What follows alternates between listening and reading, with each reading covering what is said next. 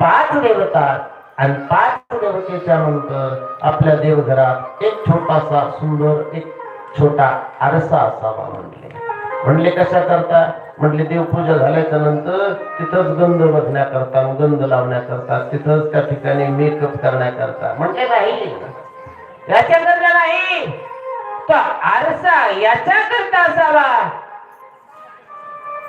की ते आपल्या मंदिरामध्ये जी देवता बसल्यात ना या देवतेला आपण शृंगार केला की आपण ते असणारा आरसा त्याला करावा. तुम्ही उत्तर प्रदेश मध्ये गेला असता कोण कोण गेलं वृंदावनाला इकडं सगळे गेले का सगळे कोण कोण गेले एक हात वर करावा एकच जण गेला तर काका म्हणजे सगळे गेले.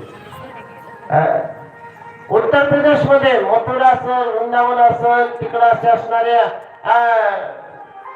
ऋषिकेश हरिद्वार तिकडल्या देवाच्याच ठिकाणी महाराज ज्यावेळेस भगवंताचा शृंगार होतो ना त्यावेळेस भगवान परमात्म्याला आरसा दाखवला जातो आणि आरसा दाखवल्याच्या नंतर भगवान परमात्मा त्या ठिकाणी स्मित हास्य करतात. भगवान परमात्मा त्या ठिकाणी आनंदित होतात की माझ्या भक्ताने किती सुंदर असा असणारा मला शृंगार केला. आनंदित होण्याकरता त्या भगवान परमात्म्याला आरसा दाखवण्याकरता छोटासा आरसा असावा. अजून एक उपाय त्याच्यामध्ये आला. आपले जे पित्र आपल्यावरती रुष्ट होतात ना आपण नाही म्हणत का की आम्हाला काय लागला पितृदोष लागलेला. आम्ही पितृदोषामधून बाहेर येण्याकरता आम्ही लय झटापट केल्या. आमचं काही काम करायचं ठरलं की कामच केला जात नाही म्हणजे आम्हाला यशच प्राप्त होत नाही. काही करावं त्या कामामध्ये बाधा येते. काही करायला जावं तर त्या कामामध्ये आम्हाला त्या ठिकाणी यश प्राप्त होत नाही.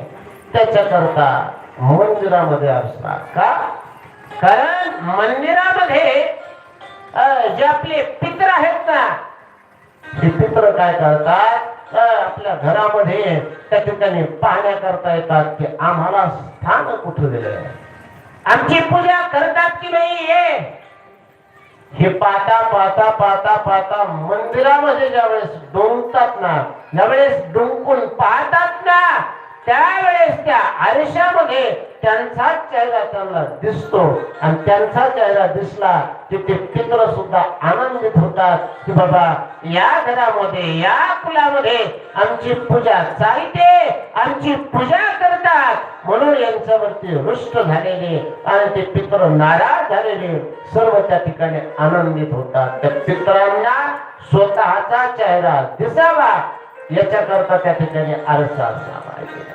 अशी पंचदेवता आणि त्या पंचदेवतेमध्ये भगवान परमात्म्याची पूजा म्हटली असं ते असणारे भगवान शंकर मंदिरामध्ये स्थापन करत असताना त्या ठिकाणी म्हटले महाराज भगवान शंकराची मूर्ती भगवान शंकराचं आत्मलिंग ते असणाऱ्या गाभाऱ्यामध्ये खाली आणि नंदी भगवान थोडेसे उंच असतात. अशा असणारा त्याची पूजा करावी. पूजा कशी करावी तर आपण त्या ठिकाणी श्रवण करून आलो. पण म्हटले महाराज आमच्या गावामध्ये ना शिवालय आहे. आमच्या गावामध्ये ना त्या ठिकाणी आसपास पंचक्रोशीमध्ये शिवालय नाही.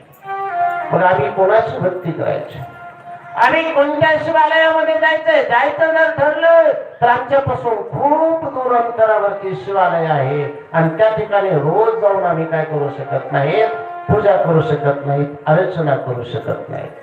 म्हटले महाराज मग काय करणार म्हटले ऐका माझं शिव महापुराण सांगते. म्हटले ऐका ज्यावेळेस तुम्हाला शिवलिंगाची पूजा करण्याची इच्छा मनामध्ये झाली आणि इच्छा मनामध्ये झाल्याच्या नंतर तुम्ही ज्या ठिकाणी विराजमान आहात ज्या ठिकाणी बसलेला आहात त्याच ठिकाणावरची माती एकत्रित करा आणि त्या मातीपासून सुंदर शिवलिंग स्थापित करा.